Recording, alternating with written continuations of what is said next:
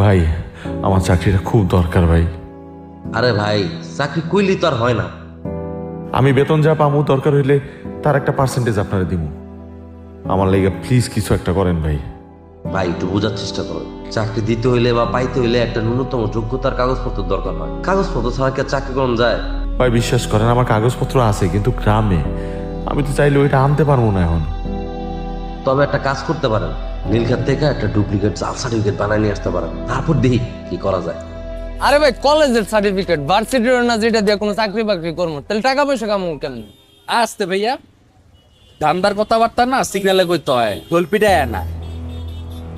আর তুমি যদি সিজিপি পেতে চাও তাহলে 5 টাকা বেশি লাগবে। যদি রাজি থাকো ওকে, তাহলে ভাই যাও, আমার কাজ আছে, যাও। ভাই এটা কেমন কথা?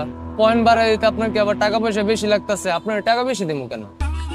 তুমি যখন এই সার্টিফিকেট নিয়ে তোমার বাপ্পার কাছে যাইবা, তোমার বাপ্পা তোরে বিশ্বাস করবো, খুশিতে আনন্দ অশ্রু বাইরিব, হাত তুলে দোয়া করবো, আরে আমার পোলায় এইচএসসিতে জিপি 5 পেয়েছে। এই যে আনন্দটা, এটা তুমি 20 টাকাতে পাইবা, মাত্র 5,000 টাকা দিয়েছি। বুঝছি তোমার দুই পথ যাও যাও। এটা আরে ভাই বাদ, না না আমি কাম করবো আপনার 3,000। চায়না পয়সা কমাবো না ভাইয়া, এটা এমনি ঝামেলার কাজ। 4,000।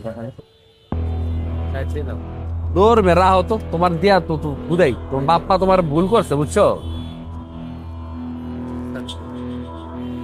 রাও, এটা কোন কামাই তারে পরে আবার যাও, বিকালে লয়ে যাও। চা দিবি রে নাকি পানি অনেক গরম হয়?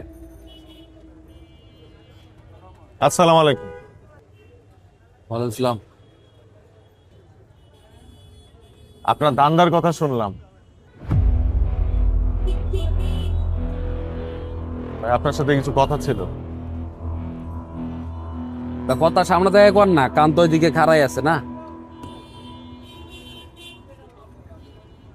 আসলে একটা সার্টিফিকেটের অভাবে কোনো চাকরি হইতেছে না, একটা চাকরির খুব প্রয়োজন আমার।